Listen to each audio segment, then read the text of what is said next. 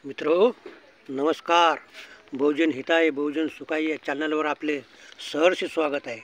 आज मी आपणास हळद याविषयी माहिती देत आहे. हळदची तर माहिती कोणी येते, परंतु मी आज आपणास पाल्याविषयी माहिती देत आहे. हळद ही आपल्या अन्नातील मुख्य घटक आहे.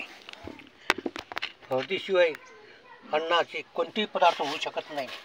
त्याचप्रमाणे हळद ही रक्ताची शुद्धता कायम ठेवते आणि ठेस लागल्यास त्याचा लेप दिला जाते आणि गोठलेले रक्त चांगले होते आणि आपणास आराम मिळतो. त्याचप्रमाणे या हळदीचा जसा उपयोग होतो तसाच हळदीच्या पाल्यापासून जे तेल काढतात त्या तेलाचा उपयोगसुद्धा हळदीच्या सारखाच उपयोग होतो.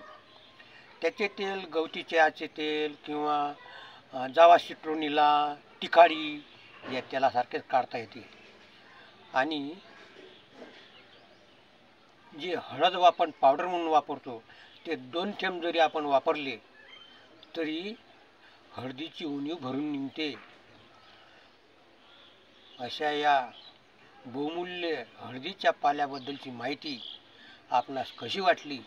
योग्य वाटल्यास लाईक करा, सबस्क्राईब करा आणि आपल्या मित्रांना सांगा. धन्यवाद.